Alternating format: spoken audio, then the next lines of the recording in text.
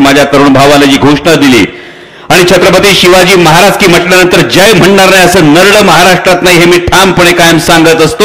आणि त्यामुळेच बांधिलकी तिथे बांधिलकी त्या विचाराशी आहे. कारण छत्रपती केवळ व्यक्ती नाही, छत्रपती केवळ घराणा नाही, छत्रपती हा एक विचार आहे. आणि हा विचार काय आहे भावांनो? रयतेच्या भाजीच्या देठाला हात लागू देऊ नका असं सांगणाऱ्या छत्रपती शिवाजी महाराजांचं नाव घ्यायचं असेल तर माझ्या कांद्याची निर्यात बंदी करणाऱ्या, कपाशी उत्पादक शेतकऱ्याला देशोधडीला लावणाऱ्या, सोयाबीनला भाव न देणाऱ्या भारतीय जनता पक्षाची पाठराखण कशी करणार हा प्रश्न तेव्हा मनात निर्माण झाला. जेव्हा परस्परीशी बदअमल केला म्हणून रांझ्याच्या पाटलाचा चौरंगा करणाऱ्या छत्रपती शिवाजी महाराजांचा जेव्हा आदर्श सांगायचा असतो तेव्हा ज्या आमच्या लेकींनी जगभरात कुस्तीच्या क्षेत्रामध्ये देशाची मान उंच केली होती त्या आमच्या लेकींच्या लैंगिक शोषणाच्या संदर्भामध्ये कोणतीही कारवाई झाली नाही. उलट स्वतःच्या हक्कासाठी आंदोलन करत असताना या आमच्या महिला कुस्तीपटूंना दिल्लीच्या रस्त्यांवर फरफटत नेऊन तुरुंगात डांबताना या डोळ्यांनी पाहिलं होतं. आणि मग मनात विचार आला होता बाबा की जर असा निर्णय नेत्यांनी जरी घेतला असेल तर नेते कुणाची पाठराखण करतात याचा जर विचार केला तर ज्या छत्रपती शिवाजी महाराजांची, छत्रपती संभाजी महाराजांची भूमिका करतो म्हणून आपण सगळे जीवापाड प्रेम करता, ती भूमिका करताना कवड्यांच्या माळेला हात लावताना हात थरथरेल. हा छत्रपती विचार आहे. आणि सगळ्यात महत्वाचा त्या पुढचा विचार हा आहे की आता उद्या धुळे शहरात बहुतेक काहीतरी एक सभा आहे, मालेगावला एक मोठी सभा आहे. मला असं समजलं उत्तर प्रदेश मधले माननीय मुख्यमंत्री महोदय तेच येतात ना मालेगावला. मालेगावला ती सभा आहे. पण छत्रपती विचार काय आहे की गंगा यमुनेकाठच्या भुसभुशीत मातीत वावरणाऱ्या माणसांना सह्याद्रीच्या काळ्या कठीण पत्थराची अजून ओळख नाही. कारण हा इतिहास आहे. म्हणजे मला एका पत्रकाराने दिल्लीत विचारलं होतं की प्रभू श्रीरामाचं मंदिर उत्तरेत उभं राहिलंय, उत्तरेत प्रभू श्रीराम आहेत, दख्खनेत काय? मी शांतपणे सांगितलं प्रभू श्रीरामचंद्रांविषयी मनात आदर आहे, आमचाही देवच आहे. पण मंदिरातले देव, गोठ्यातली गाय आणि घरातली माय ज्यांच्यामुळे सुरक्षित राहिली ते माणसाच्या जन्माला कर्तृत्वाच्या जोरावर देवत्वाला पोहोचलेले छत्रपती शिवाजी महाराज महाराष्ट्रात आहे. तो आमचा वारसा आहे, तो आमचा वसा आहे. आणि गेल्या काही दिवसात जर आपण बघितलं असेल तर 2 प्रादेशिक पक्ष महाराष्ट्रातले फोडण्यात आले. वंदनीय हिंदुहृदय सम्राट शिवसेना प्रमुख बाळासाहेब ठाकरे यांनी निर्माण केलेली शिवसेना आणि आदरणीय शरदचंद्रजी पवार साहेबांनी निर्माण केलेली राष्ट्रवादी काँग्रेस, या 2 व्यक्तींचं नक्की महाराष्ट्रात स्थान काय याचा जेव्हा आपण विचार करतो ना तेव्हा आपल्याकडची बरीच लेकरं मुंबईत पोटा पाण्यासाठी जाऊन थांबलेली असतात. या प्रत्येकाला जर विचारलं तर ही सगळी माणसं सांगतील सर्वसामान्य शेतकऱ्याला आत्मभान देण्याचं काम, मराठी माणसाला आत्मभान देण्याचं काम कोणी केलं असेल तर ते वंदनीय हिंदुहृदय सम्राट शिवसेना प्रमुख बाळासाहेब ठाकरे यांनी आत्मभान दिला. आणि पिचलेल्या वाकलेल्या शेतकऱ्याला स्वाभिमान देण्याचं काम कोणी केलं असेल तर ते आदरणीय शरदचंद्रजी पवार साहेबांनी केलं. आणि या 2 माणसांचे प्रादेशिक पक्ष फोडल्यानंतर सातत्यानं तुम्ही पाहिलं महाराष्ट्राच्या वाटेचे उद्योगधंदे गुजरातला पळून गेले. बाबा विधानसभेमध्ये 200 आमदार आहेत महायुतीचे. आता या 200 आमदारांपैकी कोणी चकार शब्द काढला? जेव्हा महापुरुषांचा अपमान झाला तेव्हा महायुतीच्या कुठल्या नेत्यानं थाटपणे, छाती ठोकपणे सांगितलं की हे खपवून घेतलं जाणार नाही? हे प्रश्न आपल्याला विचारावे लागतील. अगदी कांद्याचा प्रश्न होता, कपाशीचा प्रश्न होता, सोयाबीनचा प्रश्न होता. संसदेमध्ये जेव्हा बोलायची वेळ आली, कांद्याची निर्यात बंदी झाली होती तेव्हा 39 खासदार हे महायुतीचे होते. या 39 खासदारांपैकी 1 खासदार दाखवा जो महाराष्ट्रातल्या शेतकऱ्यांच्या बाजूने बोलला. महायुतीच्या खासदारांपैकी 1 खासदार दाखवा जो महाराष्ट्राच्या भाग्यातून जेव्हा उद्योगधंदे पळवून नेले जात होते तेव्हा त्या उद्योगधंदे पळवून नेण्याविषयी बोलला. जर हे कोणीच बोलले नसतील तर महाराष्ट्राचा स्वाभिमान जेव्हा खच्ची करण्याचं काम केलं जात होतं तेव्हा महाराष्ट्राचा स्वाभिमान दिल्लीच्या तख्तासमोर पुन्हा छत्रपती शिवाजी महाराजांचं उदाहरण आहे की जेव्हा दिल्लीपती काबूल ते बंगाल सल्तनत असलेल्या औरंगजेबाच्या दरबारात जेव्हा छत्रपती शिवाजी महाराज उभे होते, आत्ता कारण सांगितली जातात, आम्ही विकासासाठी गेलो, आम्ही विकासासाठी गेलो, याशिवाय विकास शक्य नाही असं सांगितलं जातं. मगाची छत्रपती शिवाजी महाराजांचं आपण नाव घेतलं, नुसता जय जयकार करून भागणार नाही, विचार काळजात रुजवावा लागेल. काबूल ते बंगाल सल्तनत असलेला औरंगजेबाचा शहनशाह, त्याचा दरबार, आणि त्या दरबारामध्ये छत्रपती शिवाजी महाराज उभे राहिले होते तेव्हा स्वराज्याच्या किमान 80 पट औरंगजेबाचं राज्य होतं. आणि असं असताना औरंगजेबाचं म्हणणं होतं की दख्खनची सुभेदारी महाराजांनी स्वीकारावी. बघा, स्वीकारलं असतं तर काय झालं असतं? स्वीकारलं असतं तर आता ज्याला विकास म्हणतात तसा निधी होता, सगळा सुपीक प्रदेश होता. तुमच्या बुराणपूरला त्याचं ठाणं होतं, त्यामुळे सगळा सुपीक प्रदेश होता. स्वराज्याचा दगडाधोंडाचा राकट कणखर सह्याद्रीचा प्रदेश होता. याऐवजी सगळा सुपीक प्रदेश युद्ध करावी लागली नसती, समोर औरंगजेबाची सुभेदारी स्वीकारावी लागली असती तर. पण त्यावेळी जर छत्रपती शिवाजी महाराजांनी दख्खनची सुभेदारी स्वीकारली असती तर आज 350 वर्षांनंतर छत्रपती शिवाजी महाराज की म्हटल्यानंतर आपण जय म्हटलं असतं का, याचा विचार करा. छत्रपती शिवाजी महाराजांनी ती सुखवस्तू बाजू नाकारली आणि छत्रपती शिवाजी महाराजांनी या मातीसाठी, या माणसांसाठी स्वाभिमानाचा पर्याय निवडला. आणि मग बाबा, भूमिका करता करता विचार थोडाफार घ्यायला हे फार गरजेचं होतं.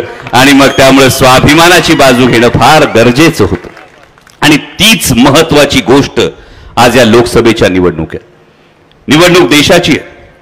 खरं तर यायला उशीर झाला त्याबद्दल दिलगिरी व्यक्त करतो, पण शोभाताई, मी त्या मनमाड इंदोर रेल्वेसाठी बराच वेळ थांबलो होतो. आत्ता येईल मग येईल, अहो लेट त्याच्यामुळे झालं सांगतोय.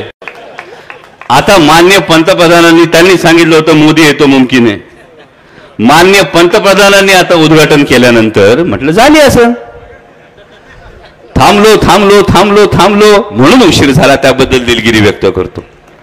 पण आपण जेव्हा धुळे शहरामध्ये बोलतो तेव्हा शहरीकरणाच्या काही वेगळ्या समस्या आहेत, ग्रामीण भागाच्या काही वेगळ्या समस्या आहेत, पण शहरीकरणाच्या ज्या फार महत्वाच्या समस्या, या महत्वाच्या समस्यांचा विचार करत असताना नेमकं काय घडतंय. मागच्या 4 टप्प्यांमध्ये जी निवडणूक झाली, पुण्यामध्ये तुम्ही ऐकलं असेल मतदानाचा टक्का कमी आहे, शहरी भागांमध्ये मतदानाचा टक्का कमी, हे जेव्हा तुम्ही ऐकता तर याचं नेमकं कारण काय असेल याचा विचार केला जातो. आमचे काही पत्रकार बांधव घाईघाईने बातमी देतात, अमोल कोल्हेंना धाकधूक. अरे अमोल कोल्हेंना धाकधूक नाही, अमोल कोल्हेंना खात्री, असं उलट आहे. कारण महत्वाची गोष्ट, मतदानाला कोण आलं नाही हे जर पाहिलं असेल तर 2014 साली जो नवमतदार होता, जो 18 ते 22 या वयोगटात होता, त्याला एक क्रांतीची चिन्ह दिसत होती. जंतर मंतरला एक आंदोलन झालं होतं, या आंदोलनानंतर त्याला एक आशा निर्माण झाली होती. आणि 14 साली ज्यांनी घाईघाईने 18 ते 22 वयोगटातला जो मतदार होता त्याने घाईघाईने जे मतदान केलं होतं, ते मतदान केल्यानंतर 24 साली तो 28 ते 32 वर्षाचा झालाय. आणि 28 ते 32 वर्षाचा झाल्यानंतर जेव्हा तो आरशात बघतो तेव्हा त्याला कळून चुकलंय की 10 वर्षांपूर्वी त्याची फसगत झाली होती. या 10 वर्षात त्याला कोणताही रोजगार मिळाला नाही, या 10 वर्षामध्ये केलेली आश्वासनांची पूर्तता झाली नाही, नाहीतर आतापर्यंत धुळ्याची स्मार्ट सिटी झाली असती. देशातल्या किती शहर ही स्मार्ट सिटी झाली, विचारा. मी अगदी 15 लाखापर्यंत जाणार नाही, कारण त्यांनी स्वतःच सांगितलं तो चुनावी जुमला होता. पण महत्वाचा प्रश्न येतो तो 2 कोटी रोजगारांचा प्रश्न येतो, जो 2019ला सुद्धा माननीय पंतप्रधानांनी सांगितलं होतं. म्हणजे आपण जेव्हा शहरीकरणाचा विचार करतो, आता धुळे शहरानं तुम्ही काही 5.5 वर्षांपूर्वी खरं तर शहराची, महानगरपालिकेची जबाबदारी, मला आल्यानंतर अनेकांनी सांगितलं, रस्त्यांचे प्रश्न आहेत, गटारचे प्रश्न आहेत, बरोबर, पाण्याचे प्रश्न आहेत. आता वॉटर मीटर गटर जबाबदारी कोणाची असते? ही महानगरपालिकेची जबाबदारी असती. तर वॉटर मीटर गटर ही जबाबदारी कोणाची असते? म्हणजे सोयीनी मत मागता येणार नाही. म्हणजे कसं होतं की वॉटर मीटर गटर ही जर भारतीय जनता पक्षानं जबाबदारी धुळे शहराची नीट पूर्ण केलेली नसेल तर आता येताना जेव्हा सांगतात घाईघाईनी उमेदवाराकडे बघू नका, असंच म्हणा ना शोभाताई, उमेदवाराकडे बघू नका, तर अशी जबाबदारी कशी टाळता येईल? पण उमेदवाराकडे बघू नका याच्यावर एक गोष्ट आठवली. परवा आमच्याकडे एक सोयीक जुळवायची होती. आमच्या घरातल्या लेखीची एक सोयरीक जुळवायची होती. पाहुणे आले. पाहुणे आल्यानंतर आमच्या मित्राला जो लेखीचा बाप होता त्याने विचारलं, पोरगा काय करतो? पोराच्या बापाने सांगितलं, पाहुण्यांनी म्हणजे सोयरीक जुळवणाऱ्यांनी सांगितलं, पोराच्या बापाची 56 इंचाची छाती आहे. पोरीच्या बापाने विचारलं, पोरगा काय करतो? सोयरीक जुळवणाऱ्यांनी सांगितलं, पोराचा बाप सगळीकडे देशभर फिरतो. पोरीच्या बापाने विचारलं, अरे पोरगा काय करतो? पोरीच्या बापाने सांगितलं, पोराचा बाप लई मोठा माणूस आहे. पोरीच्या बापाने सोयरीक जुळवणाऱ्याला बी उठवलं आणि पोराला बी उठवलं. त्याला सांगितलं, आमच्याकडे पोरगी देताना पोराचं कर्तृत्व पाहिलं जातं, पोराच्या बापाकडे पाहिलं जात नाही. ही फार महत्वाची गोष्ट भावांनो लक्षात घ्या. कारण तुम्ही देशाचा पंतप्रधान निवडत नाही, तुम्ही तुमचा खासदार निवडत असता. तुमचे खासदार देशाच्या संसदेमध्ये तुमचे प्रश्न किती हिरिरीनं मांडतात, त्या संदर्भातल्या योजना किती महत्वाच्या आणतात, त्या संदर्भातले मोठे प्रकल्प किती आणतात, याच्याशी तुमची बांधिलकी असली पाहिजे. ही गोष्ट लक्षात ठेवा. कारण आपली अडचण झाली का माहितीये, आता आमच्या वेळी तर बाबा नागरिक शास्त्र 20 मार्काचं होतं, बरोबर? ते पण इतिहासाच्या पुस्तकावर जोडून जायचं म्हणून आम्ही आपलं यायला चालायचं आमचं. आता तर काहीतरी 8 मार्काचं झालंय म्हणे. आणि मग 8 मार्काचं नागरिक शास्त्र झाल्यामुळे आम्हाला नेमका हा प्रश्न पडायला लागलाय की आम्ही नेमकं मत कशासाठी देतोय. तर भावांनो, तुम्ही देशाच्या निवडणुकीमध्ये तुम्ही खासदार निवडण्यासाठी मत देताय, आपण पंतप्रधान निवडण्यासाठी नाही, आपण खासदार निवडण्यासाठी मत देतोय. ही गोष्ट लक्षात ठेवा. आणि जेव्हा आपण धुळ्याचा प्रश्न येतो, बरेचसे सिनियर सिटीजन इथे बसलेत. आम्ही MBBS ला होतो तेव्हा आमची धुळ्याची अनेक मंडळी खरं तर MBBS ला सेठ GS मेडिकल कॉलेजला होती. आज जेव्हा तुम्ही विचार करता त्या आपली लेकरं शिकतात, बरोबर? धुळ्यामधून शिकणारे म्हणजे धुळ्यामध्ये शिक्षकांचं प्रमाण फार मोठं आहे. धुळे शहरामध्ये मुलं शिकतात, इंजिनियर होतात, डॉक्टर होतात. एक स्वतःला प्रश्न विचारून बघा, यातली किती मुलं पुन्हा धुळे शहरात सेटल होतात? काही सगळी पोरं जातात, पुण्याला जातात, मुंबईला जातात, नाशिकला जातात. याचं प्रमाण जास्त आहे. मग याचं प्रमाण जेव्हा जास्त असतं तेव्हा त्या शहराच्या इकॉनॉमिक इंजिन विषयी कोणी विचार केलाय? हा देश पातळीवरचा प्रश्न आहे. शहरीकरणाची समस्या या स्थलांतराने सुटत नाही, त्याच्या इकॉनॉमिक इंजिन डेव्हलप करण्याने सुटते. हे इकॉनॉमिक इंजिन काय असतं? कारण हे दडपण तुमच्याच पोरांवर येतं. कारण पोरं 24-25व्या वर्षी बाहेर पडतात. 25व्या वर्षी बाहेर पडल्यानंतर 30व्या वर्षी कुठेतरी सेटल होत असतात. 40व्या वर्षी आईबाप थकतात. 40व्या वर्षी आईबाप थकल्यानंतर पोरांना आईबाप विचारतात, आता काय करायचंय? पोरग सांगते, पुण्यात फ्लॅट घेतलाय, नाशिकमध्ये फ्लॅट घेतलाय, त्याचेच हप्ते अजून निघाणार. खरं आहे की खोटं आहे? आणि मग तुमच्याच पोराच्या मनावर एक दडपण आलेलं असतं की जो तिथला स्थानिक तरुण असतो, त्या स्थानिक तरुणाला मात्र त्या हप्त्यांचा प्रश्न पडत नसतो. आणि कुठंतरी एवढं टॅलेंट घेऊन मला माझं भविष्य काढण्यासाठी मी जेव्हा बाहेर आलोय, मी बाहेर आल्यानंतर रेसमध्ये मला माझ्या हप्त्यांचा हा फार मोठा लोड आहे, पगाराचा बराचसा भाग हा हप्त्यामध्येच जातोय. मग खर्चाची ओढाताण होतीये आणि मग कुठंतरी माझं आर्थिक स्थैर्य कुठं? हा तुमच्याच पोराच्या मनात ऐन 40शीत निर्माण होणारा प्रश्न असतो. या प्रश्नासाठी तुम्ही आत्ता मतदान करता, ही गोष्ट लक्षात ठेवा. कारण हे जर इकॉनॉमिक इंजिन, जेव्हा दिल्ली मुंबई इकॉनॉमिक कॉरिडॉर आहे, हा इकॉनॉमिक कॉरिडॉरची जी सेकंड फेज इकडे येणार होती, ही सेकंड फेजच्या संदर्भात जर पाठपुरावा योग्य पद्धतीने झाला असता, जर धुळे शहराला इकॉनॉमिक इंजिन काय आहे याची जर गाईडलाईन ही स्पष्ट झाली असती, तर उद्या तुम्हाला रोजगारासाठी बाहेर जाण्याची वेळ येत नाही. तुम्हाला याच ठिकाणी रोजगार तयार होतो, इथं इकॉनॉमिक इंजिन तयार होतं. आणि जेव्हा हे स्थलांतर थांबतं, हे अंतर्गत स्थलांतर, राज्यांतर्गत जेव्हा स्थलांतर थांबतं, तेव्हा सामाजिक समतोल एक तयार होतो. आता धुळे शहरामध्ये फ्लॅट संस्कृती वाढायला लागली, बरोबर? ग्रामीण भागातून लोक येत आहेत, फ्लॅट घेत आहेत. आता 2 पर्याय देतो तुम्हाला. एक पर्याय असा आहे की धुळे शहरात एक फ्लॅट मिळतोय, चांगला फ्लॅट आहे, सिरॅमिक टाईल्स वगैरे लावल्यात, चांगला देवारा बिवारा आहे, व्यवस्थित एकदम फ्लॅट आहे.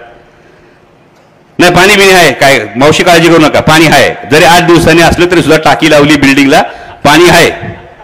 आणि त्याच वेळी दुसरा फ्लॅट आहे त्याच किमतीत मिळणारा, त्याच किमतीत मिळणारा दुसरा फ्लॅट आहे ज्या फ्लॅटमध्ये इटालियन मार्बल आहे, चकाचक मॉड्युलर किचन आहे, पाणी तेवढंच आहे. एकाच किमतीत दोन्ही फ्लॅट असतील तर पहिला फ्लॅट घ्याल का दुसरा फ्लॅट घ्याल? हा, नक्की इटालियन मार्बलवाला घेणार. फक्त एक कंडिशन सांगायची विसरलो.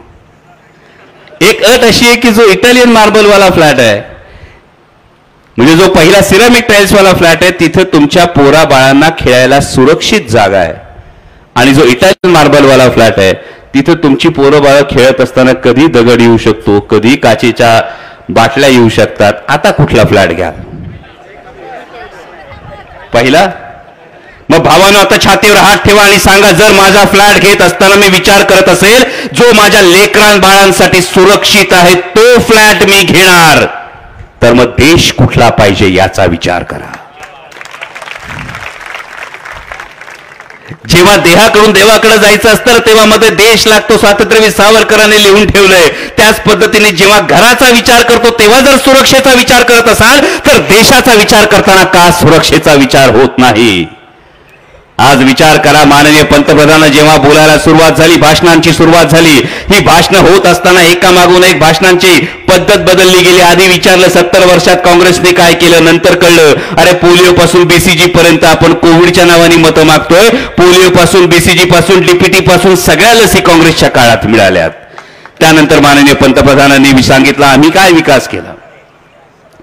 माननीय पंतप्रधानांनी जेव्हा विकास केला इथं आता त्यांनी सांगितलं फार मोठं इन्फ्रास्ट्रक्चर उभं झालं. शिक्षक कोणी आहे तिकडं गणिताचे वगैरे? शिक्षकी पेशातला कोण आहे? सगळे सुशिक्षित आहेत, सगळे हुशार. इंजिनियर कोणी आहेत? पटकन मला 5 मिनिटात एक आकडा फक्त लिहून दाखवा. एक आकडा लिहून दाखवा मला. एक चॅलेंज, ओपन चॅलेंज. एक आकडा लिहून दाखवा. कोण घेते चॅलेंज? फक्त एकच आकडा सांगतो, तेवढा आकडा लिहून दाखवायचा आहे. तयार? रेडी? लिहा आकडा. 205 लाख कोटी.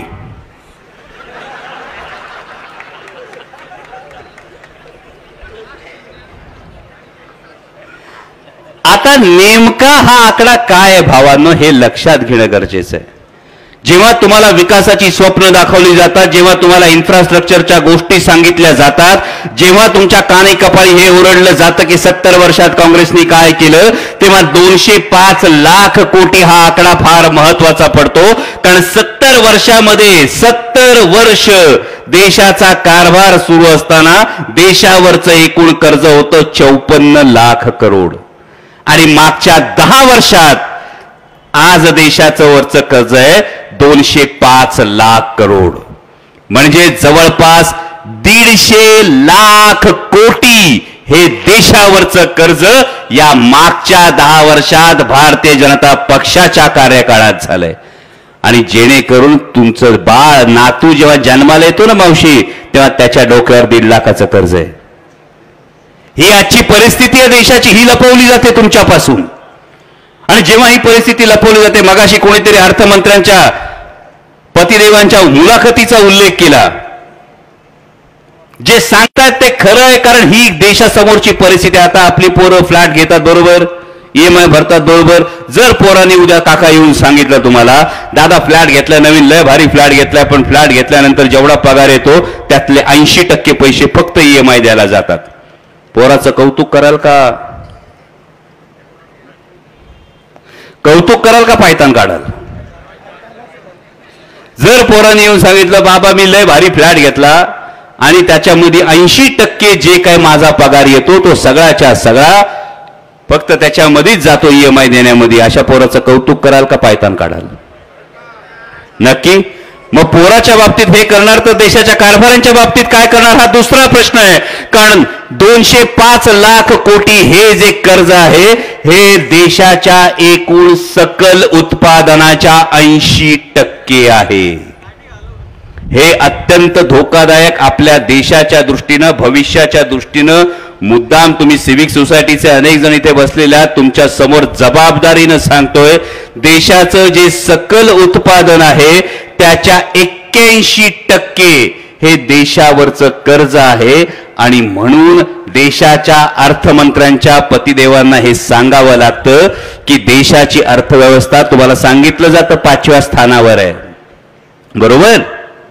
एक फार सोपी गोष्ट, ही 4 माणसं इथं बसलीत, हे जेव्हा जेव्हा सांगितलं तर सगळ्याची उत्तर आहेत. ही 4 माणसे चौघांच्या खिशामध्ये जर 1000 रुपये तर किती रुपये झाले? 4000. स्टेजवर जर ही 40 माणसं बसलीत, या प्रत्येकाच्या खिशामध्ये 500 रुपये आहेत. किती रुपये झाले? 20,000. आता मला सांगा, परिस्थिती जास्त चांगली कुणाची? ज्याच्या खिशात 1000 रुपये त्याची का ज्याच्या खिशात 500 रुपये त्याची? ज्याच्या खिशात 1000 त्याची. बरोबर आहे. मग देशाची अर्थव्यवस्था 5व्या स्थानावर जाते. तेव्हा देश हा जगातली सर्वाधिक लोकसंख्या असणारा देश आहे, त्यामुळे ही कलेक्टिव्ह संपत्ती मानली जाते. पर कॅपिटा इन्कम ज्याला म्हणतात, दरडोई देशाचं उत्पन्न किती याविषयी बोललं जात नाही. ही डोळ्यात आपल्या धूळ ही फेकली जाते. ही गोष्ट भावांनो लक्षात ठेवा. आणि हे सगळं जेव्हा लोकांना कळायला लागलं तेव्हा माननीय पंतप्रधानांची भाषणं बदलायला लागली. मग माननीय पंतप्रधानांनी कुठेतरी धार्मिक तेढ वाढण्याची भाषणं करायला सुरुवात केली. बरोबर. मी काल बागलांच्या सभेत एक घोषणा दिली. आज त्यांच्या सभेत घोषणा दिली जाते, उद्याही घोषणा दिली जाईल. माझ्याबरोबर आपणही घोषणा द्या, जय श्रीराम. देव आपला पण आहे, कुणाची मक्तेदारी नाही. जय श्रीराम, भारत माता की. आता मला सांगा, सिलेंडरचे भाव किती खाली आले? नाही ताई, परत म्हणा, भारत माता की. आता सांगा, सिलेंडरचे भाव किती कमी? प्रश्न हा आहे भावांनो. जय श्रीराम आणि भारत माता की जय हा आमचा श्रद्धेचा विषय आहे. पण या श्रद्धेच्या विषयाने जर आमचे सिलेंडरचे भाव खाली येणार नसतील, जर आमच्या तरुणांना रोजगार मिळत नसेल, तर फक्त पोकळ घोषणांचा आमच्यासाठी काहीही उपयोग होणार नाही. हे ठणकावून सांगायची वेळ आलेली आहे. आणि जेव्हा सांगितलं जाईल, उद्याच्या सभेतही काही विधानं केली जातील, तेव्हा एक गोष्ट नक्की लक्षात ठेवा. मी कोणत्या जातीत जन्माला आलो, कोणत्या धर्मात जन्माला आलो, कोणत्या पंथात जन्माला आलो, कोणत्या प्रांतात जन्माला आलो. म्हणजे आता समजा इथं तुम्ही धुळ्यात जन्माला आले. बरोबर. जन्म कुठला? धुळ्याचा ना. किती मिळाले होते एंट्रन्स मध्ये मार्क? एंट्रन्स दिली असेल ना धुळ्यात जन्माला घाल म्हणून? नाही दिली.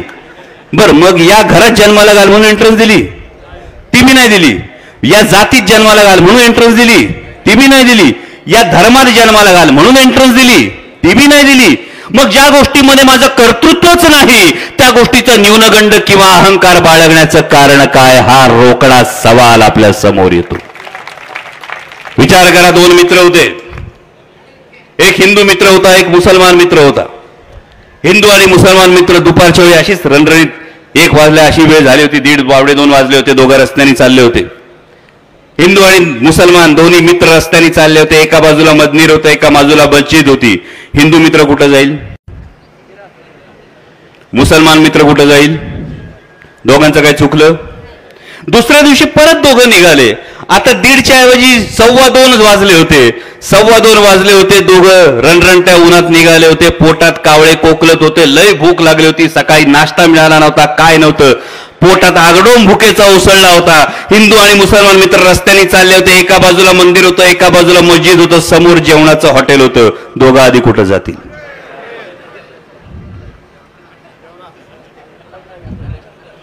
उद्याच्या सभेनंतर हीच गोष्ट लक्षात ठेवा. पोटातल्या आगीला आणि ती आग विझवण्यासाठी लागणाऱ्या भाकरीला जात ठाऊक नसती, धर्म ठाऊक नसतो. ही गोष्ट आधी लक्षात ठेवा. आणि जेव्हा या गोष्टीवरून आपल्याला विभागलं जातं, जेव्हा या गोष्टीवरून आपल्या डोक्यामध्ये राख घालून टाकली जाते, तेव्हा लक्षात ठेवा, खांद्यावर एक डोकं आणि त्या डोक्यामध्ये सारासार विचार करणारी एक विवेक बुद्धी ही आपली असली पाहिजे. आणि ही जी विकासाची भाषा आहे, हा जो शांततेचा संदेश आहे, हा जो सौहार्दाचा संदेश आहे. कारण तुम्ही हिंदू असावा, मुसलमान, मी देशाच्या संसदेत सुद्धा सांगितलं होतं, तुम रहो न रहो, मैं रहू न रहू, ये देश देश रहना चाहिए. त्यामुळे देश हा सर्वात जास्त महत्वाचा भाग आहे. ही गोष्ट आपल्याला लक्षात ठेवावी लागेल. आणि म्हणूनच 20 तारखेला मतदानाला जात असताना मी कांद्याविषयी फार आज बोललो नाही. काल बागलांना बोलून झालंय. कारण कांद्याने भारतीय जनता पक्षाचे वांदे केलेत हे सगळ्यांना कळले. म्हणजे काल बागलांना पण सांगितलं भाव नाही कांद्याले, कांद्याले भाव नाही, मोदीला मत नाही.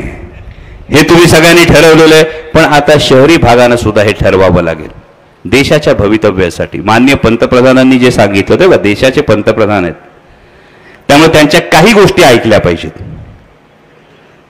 फार जबाबदारीनं काँग्रेसच्या उमेदवारांच्या सभेत उभं राहून मी सांगतोय, माननीय पंतप्रधानांच्या काका काही गोष्टी जरूर आहे का, मावशी विसरू नका. माननीय पंतप्रधानांनी 2014ला भाषण केलं होतं, भाषण काढून बघा, क्लिप बघा. माननीय पंतप्रधानांनी सांगितलं होतं मतदानाला जाताना गॅस सिलेंडरला नमस्कार करून जा. माननीय देशाचे पंतप्रधान ऐकलं तर पाहिजे आपण. आज्ञाधारक विद्यार्थी मी, चांगला स्टुडंट आहे. त्यामुळे सांगतो की 20 तारखेला मतदानाला जात असताना माननीय पंतप्रधानांची ती क्लिप बघा. ती क्लिप बघितल्यानंतर घरातला जो गॅस सिलेंडर असेल त्याला आता एकदा नाही 3दा नमस्कार करावा लागेल, कारण 400चा 1200 झाला होता. त्यामुळे त्रिवार नमस्कार त्याआधी गॅस सिलेंडरला करा. जर नात्या गोत्यात पाहुण्या रावळ्यात कुणी जर आपला बेरोजगार पोरगा असेल तर त्या बेरोजगार तरुणाचा फोटो समोर आणा.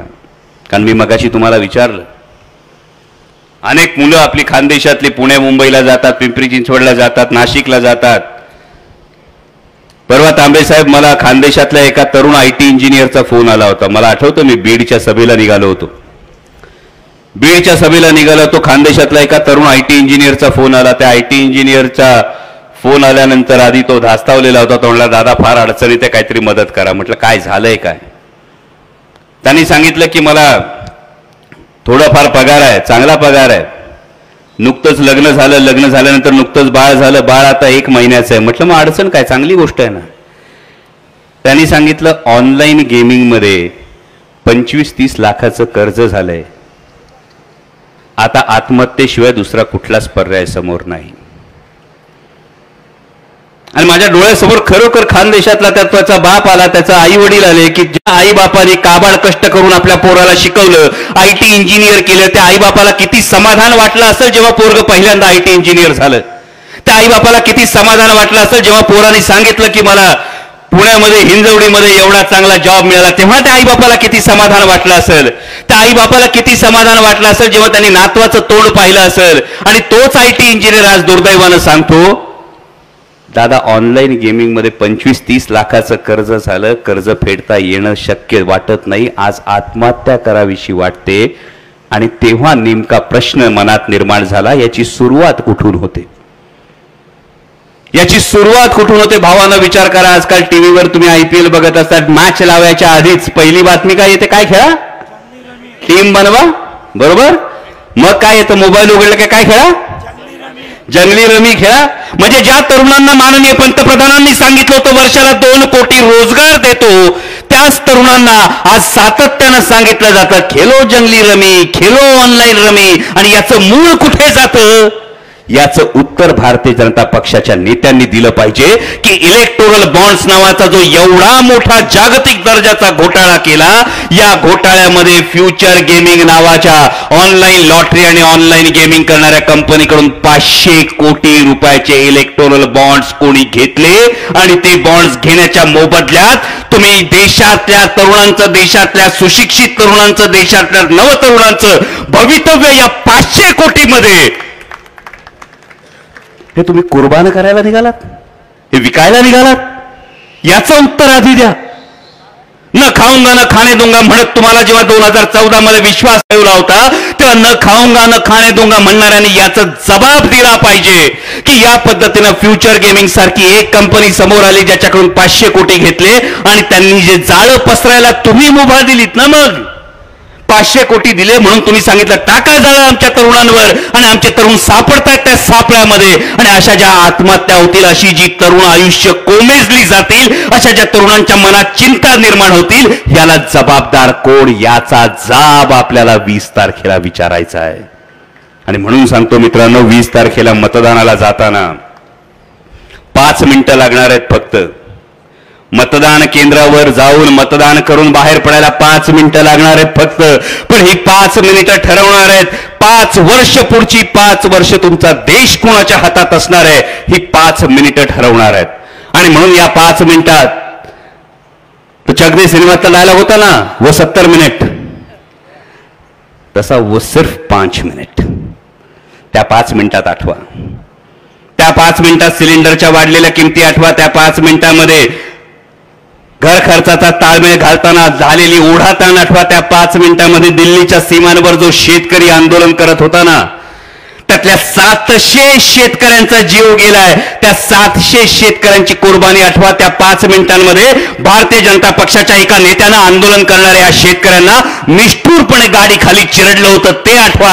या 5 मिनिटांमध्ये देशाची मान उंचावणाऱ्या महिला कुस्तीपटूंना आपल्या लेकीनं ज्या पद्धतीनं रस्त्यावरून फरफटत, दिल्लीच्या रस्त्यावरून फरफटत तुरुंगात डांबलं गेलं होतं ते आठवा. या 5 मिनिटांमध्ये मणिपूरमध्ये ज्या घटना घडल्या त्या आठवा. आणि या 5 मिनिटांमध्ये फक्त एक ठरवा, अब सिर्फ हाथ बदलेगा हालात, एवढं एक ठरवा. आणि आपल्या सगळ्यांना विनंती आहे, नियतीनं शोभाताईंना संदेश दिलाय, कारण त्यांचा क्रमांक आहे, नियतीने आपल्याला सांगितलं विक्ट्री आहे, त्यामुळे 2 क्रमांकावर शोभाताईंच्या नावासमोरचा हाताचा पंजा या चिन्हासमोरचं बटन दाबा आणि शोभाताई बच्छाव यांना प्रचंड बहुमतानं विजय करा, एवढीच विनंती करतो आणि थांबतो. धन्यवाद.